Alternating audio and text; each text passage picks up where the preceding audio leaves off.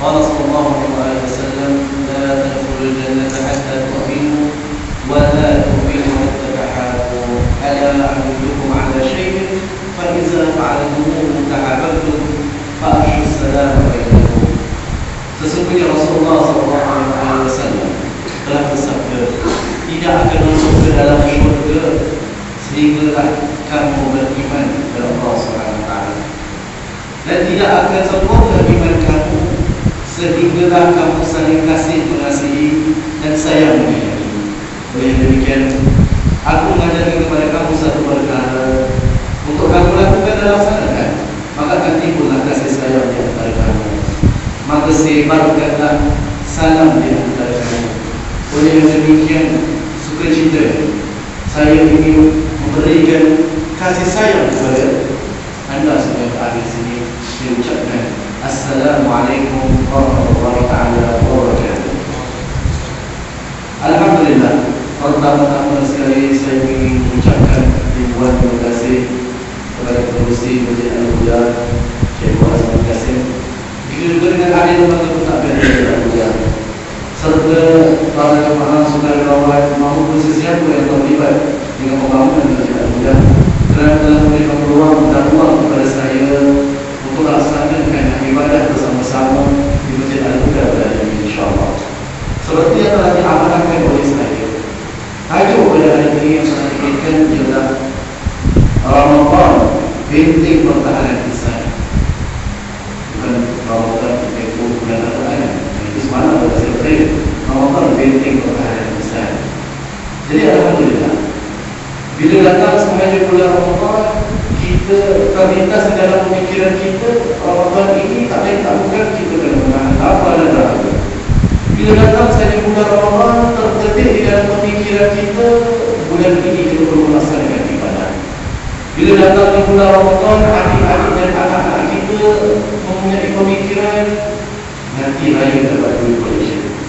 Jadi kalau kita lihat Ramadan identifikasinya, masing-masing mempunyai sejarah dan mempunyai pandangan tersendiri berdasarkan kepada pengalaman sinan masing-masing. Mungkin ada di antara kita bila datang saja Ramadan, aku tidak pernah lepas untuk menghadirkan diri kepada Allah. Jadi berbagai pandangan yang ada di antara kita. Mungkin bagi ibu-ibu bila datang Ramadan sahaja kepala dah mula pening. Kenapa? Kerana nak masak apa setiap hari dan istimewa untuk selama sistem bersama. Oleh demikian tuan-tuan, tajuk pada hari ini kalau kita lihat dan kipas kembali di dalam Al-Quran, dalam surah Al-Baqarah daripada ayat 183 sehingga seterusnya, kalau kita renungkan ayat tersebut, Allah Subhanahu Wa Taala menceritakan tentang kefarduan Ramadan, tentang kewajiban Ramadan, sehinggalah sekarang ini kita berada pada 21 Ramadan.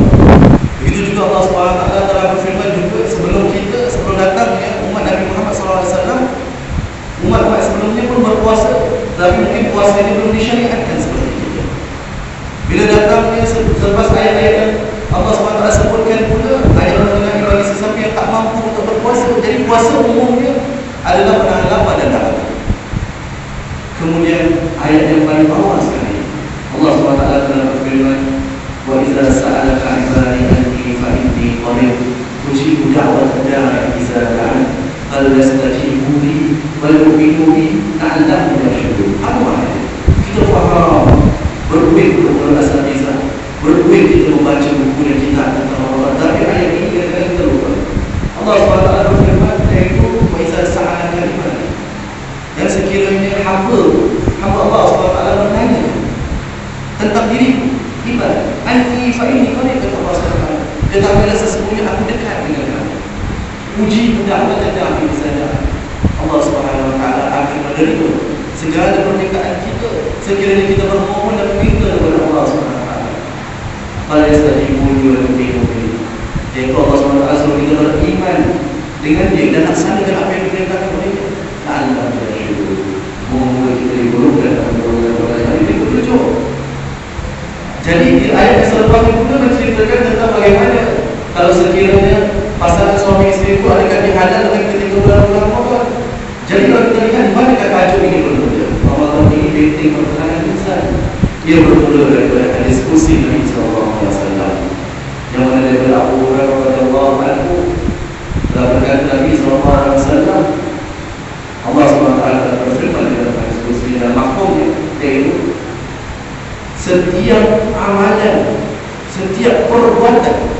anak Adam adalah untuk dirinya, iaitu apa yang kita buat. Kita sembahyang, kita bersedekah, kita membantu orang, kita menolong orang, kita memberi nasihat dan sebagainya.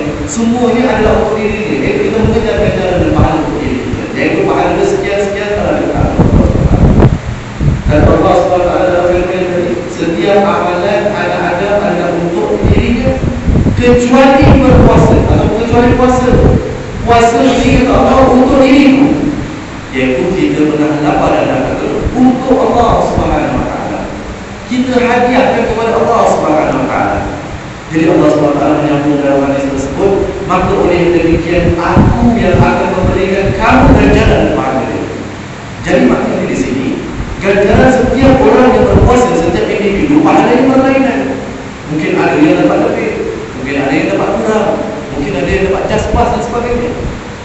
Kenapa Allah SWT katakan tadi puasa adalah untuk aku dan aku yang akan memberikan ganjaran itu. Oleh demikian, wahai orang-orang yang berpuasa, kata Allah SWT, janganlah kamu mempunyai ataupun janganlah kamu bermarah.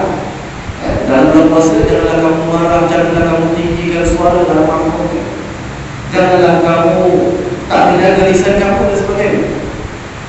Kerana Allah SWT berfirman, dan sekiranya tidak kami beri oleh kamu, kerana puasa itu adalah perisai Allah. Puasa itu adalah perisai. Jadi oleh demikian jangan lakukan perkara-perkara yang mutlak. Jaga lisan kamu, jangan marah, jangan memaki aku, jangan kata-kata kesal, jangan menyakiti hati orang dan sebagainya.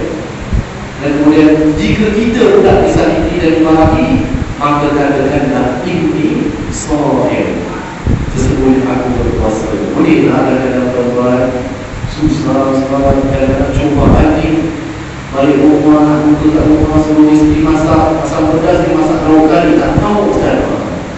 Dan tak sambul, tak sambul kan. Jadi kalau kita lihat, bukan perkara yang mudah dan bukan perkara yang senang untuk kita mengatakan orang marah kita kata ini shaim. Letak sajalah kita keluar rumah, apa-apa pagi-pagi kita keluar menuju ke tempat kerja, kita naik kenderaan, berdepan dengan traffic jam, berdepan dengan driver-driver yang tidak mempunyai hati perut. Begitu banyak cobaan dan cabaran dia. Horn kita kalau kata orang tu, kalau tak horn kita boleh tak sah. Betul tak? Horn kemudian diiringi dengan kenapa lah dan sebagainya. Jadi bukan perkara yang mudah. Cuba selepas ini, kalau kita nampak lampu merah dah lambat nak pergi kerja, orange, merah kita nak su, cuba kita beri kita kata ini shaim, belum tentu nanti kita bilang nampak mudah dalam sini. Ataupun kita sampai ke tempat kerja dikutuk ataupun dihina oleh teman-teman kita pula, teman-teman pemarahan kita dan sebagainya. Bagaimana kita nak menenangkan jiwa kita dengan mengatakan ini shaim? Jadi sebab itu Allah SWT berkata, kita berkata puasa itu adalah perisai. Perisai adalah perkara untuk menangkan. Dan puasa ini untuk menangkan, tahan diri kita daripada kalau sekiranya dimarahi, macam mana kita nak menghadapi ini. Bukan perkara yang mudah. Kemudian Allah SWT menambah dalam hadis kursi tadi, sesungguhnya orang yang berpuasa itu mempunyai bau mulut yang lebih wangi daripada misk. Ini hadis yang mampu kita tahu.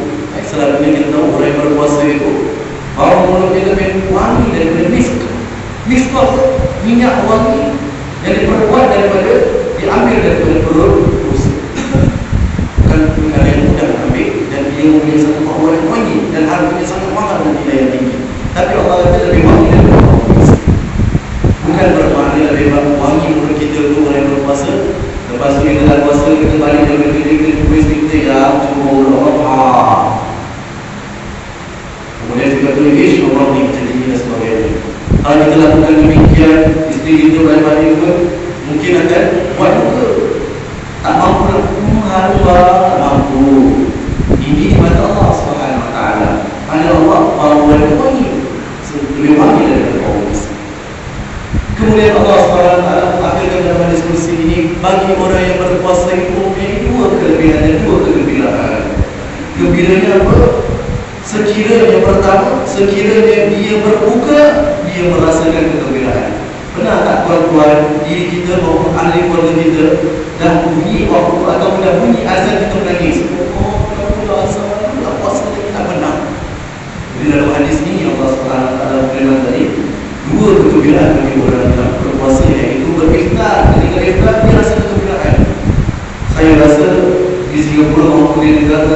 seluruh dunia umat Islam paling menantikan azan maghrib dalam bulan Ramadan. Betul tak? Bulan Ramadan tak bagi kita sibuk nak on radio, sibuk nak buka handphone, dah dulu. Kan? Ikut yang lain, aikatilah yang lain, macam-macam aikan dalam kita. Belum masuk cendol yang lain ni juga kan. Jadi kalau kita lihat terlalu banyak. Kalau kita lihat Allah SWT memberikan kegembiraan kepada orang yang Islam. Kemudian kegembiraan yang kedua dari Allah SWT bagi mereka berjumpa dengan Allah di akhirat nanti dalam keadaan yang bergembira. Jadi kalau kita lihat di sini kita faham definisi puasa, kita faham menahan lapar, menahan dahaga, menahan nafsu dan sebagainya. Tapi perisai yang dimaksudkan oleh Allah SWT tadi adalah kita perlu menahan nafsu syahwat kita dan marah kita. Lebih-lebih lagi lisan kita. Nabi SAW banyak memberi amaran kepada umatnya, iaitu sesungguhnya kata Nabi SAW, di akhirat nanti, di api neraka yang sangat pedih dan panas nanti, tidak akan terlungkup muka manusia ke dalam, melainkan kerana lidahnya. Terlungkup, tuan-tuan, kalau kita tidur dalam terlungkup kat katil tak apa.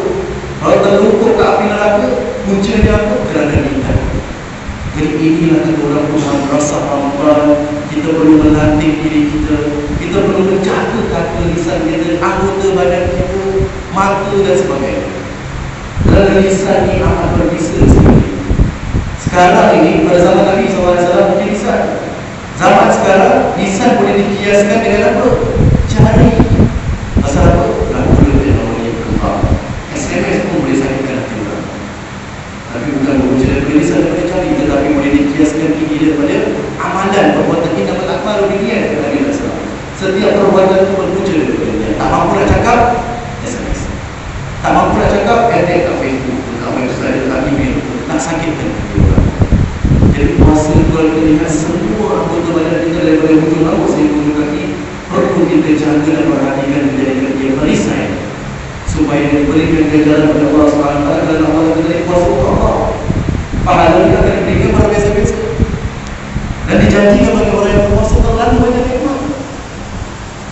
Sebetulnya dalam sebuah hadis Nabi SAW dalam mahfumnya juga Nabi SAW bersabda bagi orang yang berpuasa dengan sungguh-sungguhnya akan dijauhkan daripada api neraka sebanyak 70,000 musim. 70,000 musim. Bukan 7 tahun, bukan 7 hari. Maknanya ada satu perbuatan yang Nabi SAW bersabda sebesar Zahra sekalipun akan diperhatikan. Jadi kalau kita berpuasa itu akan dijauhkan 70,000 musim kalau sekiranya kita ikhlas kepada Allah SWT. Dan kita yakin puasa ini untuk Allah SWT. Dalam masa yang sama, kalau kita muhasabah diri kita, banyak dosa-dosa kita. Mungkin daripada kita muda, kita lalai. Mungkin tengah tak muda pun lalai. Tetapi dalam puasa ini dijanjikan oleh Rasulullah SAW, Man shoma Ramadana imanan wa ihtisaban ghufira lahu ma taqaddama min dhanbihi. Barang siapa yang berpuasa pada bulan Ramadan dengan penuh keimanan dan dengan penuh keazaman, akan diampunkan oleh Allah SWT dosa dia telah lalu. Subhanallah. Kalau kita tuan-tuan balik rumah tengok surat, itu benda yang paling kita takut sekali kan, bukan ada box. Nak buka ada box pun nak pergi macam takut, yang mobil lagi yang datang macam-macam bila dia. Tapi cuba kalau kita buka ada box tu, tiba-tiba bilang gaya kita, bil handphone kita, bil rumah kita, semua tengok kata kerajaan dia brief